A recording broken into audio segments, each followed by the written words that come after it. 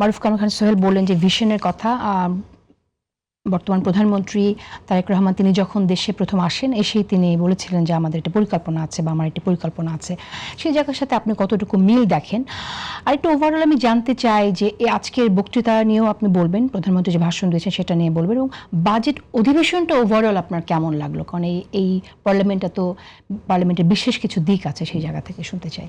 Budget যেটা হলো, budget আলোচনা আমরা আগেও সংসদে শুনেছি, পুরানো সংসদগুলোতে বাজেট আলোচনায় সেরকম আলোচনা কিন্তু দেখি নাই। রাস্তায় কিন্তু গতানুগতিক এই বাজেট হচ্ছে লুটারেদের বাজেট, এই বাজেট জনগণকে মারার বাজেট ইত্যাদি ইত্যাদি বাজেট বিরোধী দল প্রত্যাখ্যান করেছে।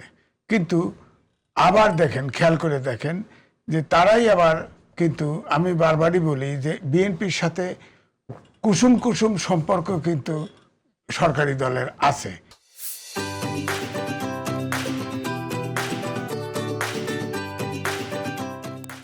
আপনি দেখেন এই বাজেটের আগে গত সংসদে কিন্তু প্রধানমন্ত্রী যে বিদেশ সফর করে আসলেন, তার যে প্ল্যান তিনি বললেন, তখন কিন্তু সব দল কিন্তু এটাকে সমর্থন দিয়েছে, কেউ বিরোধিতা করে নাই। এর ভিতরে তো আলোচনা করা, বিরোধিতা করলেই বিরোধিতার সুযোগ আছে, করে নাই তো, সমর্থন দিয়েছে। কারণ সেখানে তারা ভেবেছে যে কারণগুলোতে, যে ভূ রাজনীতির যে কারণগুলো আছে, কারণগুলোতে এছাড়া তো বিকল্প নাই। যেমন সোহেল ভাই বললেন যে তিস্তা ব্যারেজের বিকল্প আছে? কোনো বিকল্প তো নাই, এটা করতেই হবে, আমাদের বাঁচতে হলে এটা করতেই হবে। পদ্মা ব্যারেজ শুরু হয়েছে না, এটার বিকল্প আছে? আপনার দি হিন্দুতে লেখছে, সেখানে কিন্তু খুব গঠনমূলক ভাবে বলেছে যে তিস্তা ব্যারেজ বলে নাই, তিস্তা চুক্তি, গঙ্গা চুক্তি, তারপরে এই যে বৈষম্যগুলো আছে, অন্তর্বর্তীকালীন সরকারের সময় যেসব বিধিনিষেধ আরোপ করা হয়েছিল সেগুলা এখনো বিদ্যমান, পুশিন হচ্ছে, এই পুশিন খেলা কি নিয়ম মাফিক, আইন মাফিক এটা হয় না কেন, আন্ডারস্ট্যান্ডিং হইতে পারে কিনা, এইসব বলছে। তো গঠনমূলক সমালোচনা করেছে। তা আমার কথা হচ্ছে যে আপনার তিস্তা এখন চুক্তি করে কি লাভ? তিস্তা চুক্তি করে তো লাভ নাই, কারণ আপনার তিস্তা সিকিম থেকে হচ্ছে, 7-8টা জলবিদ্যুৎ কেন্দ্র বানাইছে, পানি তুলে নেওয়া হয়। গ্রীষ্মকালে গজলডোবা হচ্ছে পয়েন্ট, এখানে পুরোটাও যদি ছেড়ে দেয় আমি 1 ফোঁটা পানি পাবো না। গঙ্গাও যুক্ত করছে, 40টা রিভার লিঙ্কিং প্রজেক্ট করছে, গঙ্গাও যুক্ত করছে, তার সাথে তিস্তাও যুক্ত করছে।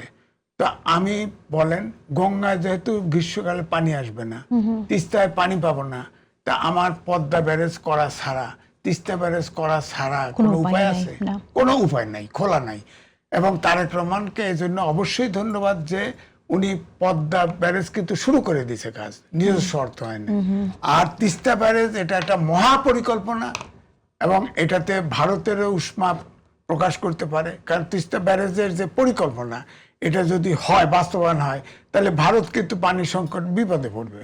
ভারতের পানি তো করতে পারবে না, গ্রীষ্মকালে তো পানি আসবে না, এখানে তো ধরে নেওয়া হবে। এবং তিস্তা তো বিশাল ব্যাপার, অনেক কারণ আছে তার, এবং এই তিস্তা ব্যারেজের কারণে তার চিকেন নেক হুমকির সম্মুখীন হবে। তো সুতরাং আমি বলবো যে এটা দরকার।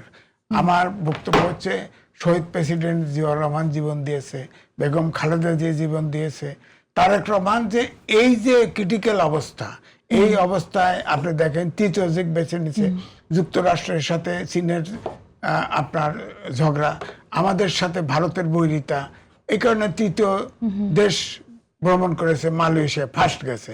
আপনি দেখেন বাংলাদেশের গান দিয়ে কত সুন্দর, কিভাবে এটা, কত আন্তরিকভাবে মালয়েশিয়ান প্রেসিডেন্ট অ্যাকসেপ্ট করেছে, ভয়ঙ্কর। এটা তো আমি কল্পনা, এটা ভাইরাল হয়ে গেছে। হ্যাঁ, আমার বন্ধু, কি আশ্চর্য গান দিয়ে, এবং সে এটা বানাইছে, রিলিক বানাইছে। তো তারপরে চীনে গেছে। আমার চীনে গেলে আমার কথা হচ্ছে যে আরো আলোচনা উঠছে, আপনার রংপুর বিভাগ কিনতে চায়, বলতেছে না, তাদের এরা কিনতে চায়। কারণ চিকেন নেক 20 থেকে 22 কিলোমিটার বলাই হয়েছে তার লেখায়, ভারত কার্ডার তার নাম, সে কিন্তু থিঙ্ক ট্যাঙ্ক একটা, সে বলছে, এবং আরো 3 জন বলছে পরপর। তো উনি বলছে যে যুক্তরাষ্ট্র যেমন ফ্রান্সের কাছ থেকে আপনার কি কোন প্রদেশ কিনে নিছিল, ওই নদী যে সিসি নদীতে বাণিজ্য করার জন্য কিনে নিয়েছিল, ওরকম বাংলাদেশকে চিকেন নেককে 150 কিলোমিটার করা দরকার।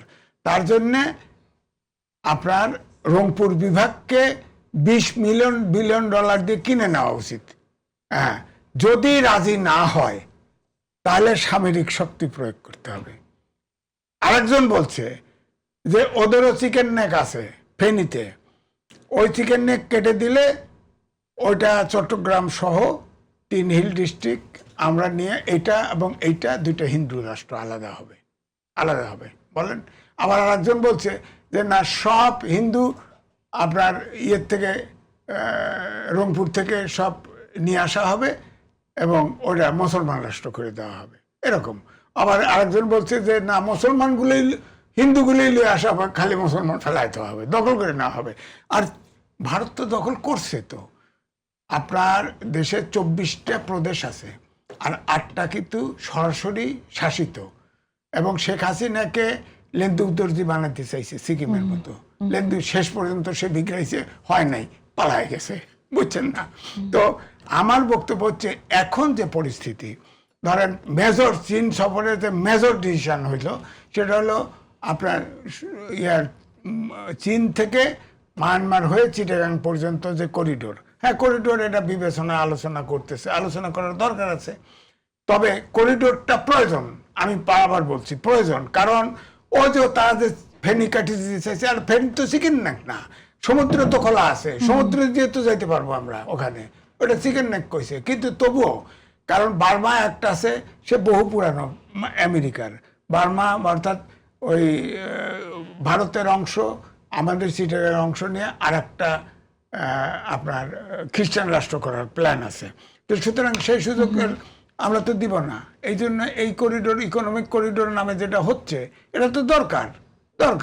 যখনই আসবে, আমরা তো শহীদ প্রেসিডেন্ট জিয়াউর রহমানের সম্পর্ক ছিল চীনে, গভীর সম্পর্ক ছিল, হ্যাঁ, কিন্তু একটা ওই যে তারা এক চীন থিওরি, এটা বিএনপির ক্যাবিনেট থেকে এটাকে হাত দেওয়া হয়েছে, তারা খুব সেন্সিটিভ, ওই সময় থেকে সম্পর্ক নষ্ট হয়েছে।